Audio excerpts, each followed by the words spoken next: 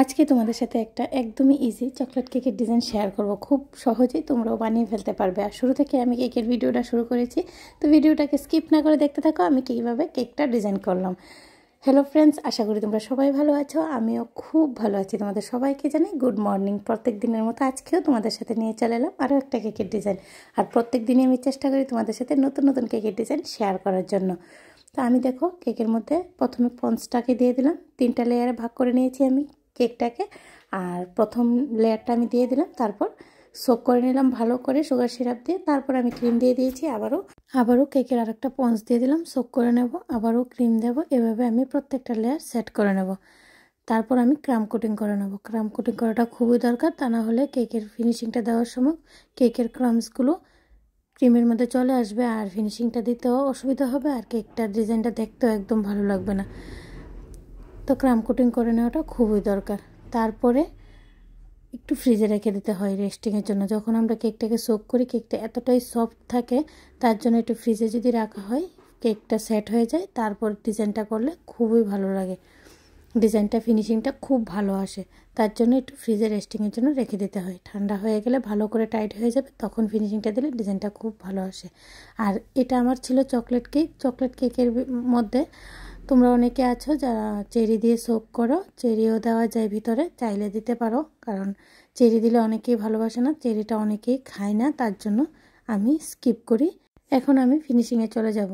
ক্রিমটাকে ভালো করে লাগিয়ে নিচ্ছি, তারপর সুন্দর করে ফিনিশিং দিয়ে দেবো। আমার কেক বানানো যদি তোমাদের থেকে ভালো লাগে আর আমার কেকের ভিডিওগুলো দেখে যদি তোমরা একটু হলেও উপকৃত হও, নেক্সট টাইম নতুন নতুন এইভাবে আমার প্রত্যেকটা কেকের ভিডিও তোমরা দেখতে চাও, তাহলে যারা এখন পর্যন্ত সাবস্ক্রাইব করোনি তারা চ্যানেলটাকে সাবস্ক্রাইব করে দেবে, পাশে থাকা বেল আইকনে ক্লিক করে দেবে। তাহলে যখনই আমি কেকের ভিডিওগুলো আপলোড করব সর্বপ্রথম তোমাদের কাছে এসে পৌঁছাবে।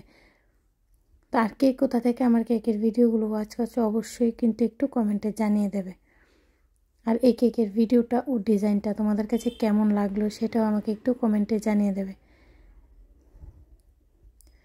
ভালো করে ফিনিশিংটা দিয়ে দিতে হবে। ফিনিশিংটা ভালো হলে কেকের ডিজাইনটা দেখতে অনেকটাই ভালো লাগে, আর ফিনিশিংটা যদি ভালো না হয় কেকের ডিজাইনটা একদম ভালো লাগে না দেখতে। তারপরে লেয়ার বাই লেয়ার অনেকে আছে যে চকলেট ক্রাশ করেও দেয়, এটা আমি দেই, কিন্তু এই কেকটার মধ্যে দিতে বারণ ছিল তাই আমি দেইনি। এখন আমি ভালো করে ফিনিশিংটা দিয়ে দেবো।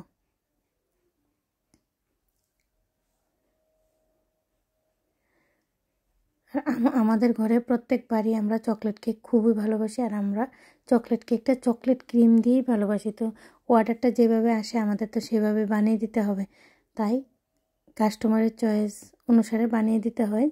যেটা স্কিপ করার জন্য বলে সেটা আমাদের স্কিপ করতে হয়, কিছু করার নেই।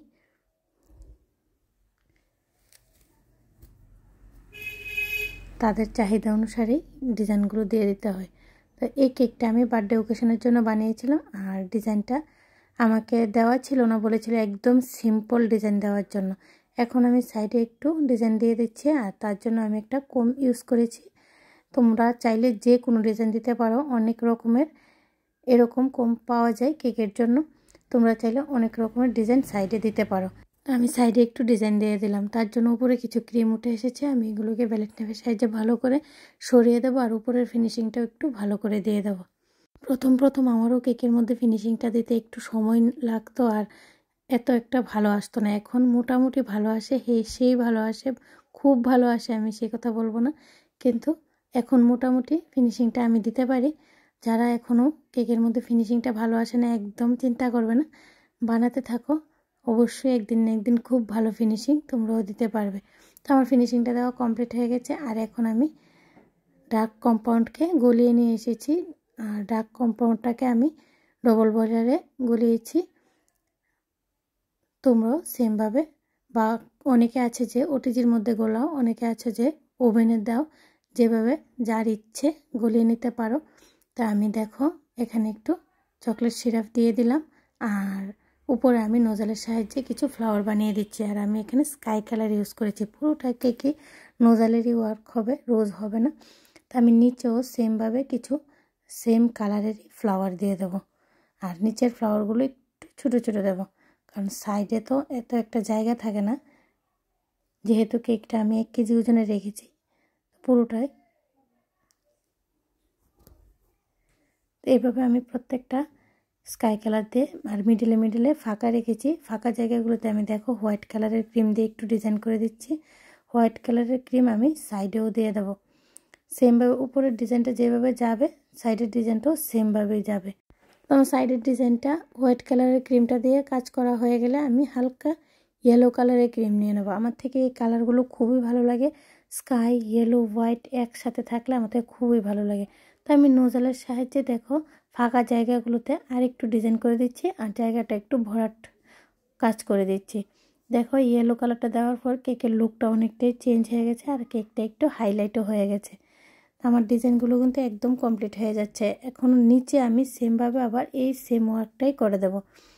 নিচে দেওয়ার পরে দেখবে কেকের ডিজাইনটা আরও অনেকটাই সুন্দর হয়ে গেছে। দেখো আরও অনেকটাই সুন্দর হয়ে যাবে। তো আমার কেকের ডিজাইনটা কিন্তু একদম রেডি হয়ে গেছে। এখন আমি টোপারটা লাগিয়ে দেবো, নামটা লিখে দেবো। আমার কেকের ডিজাইন কিন্তু একদম কমপ্লিট।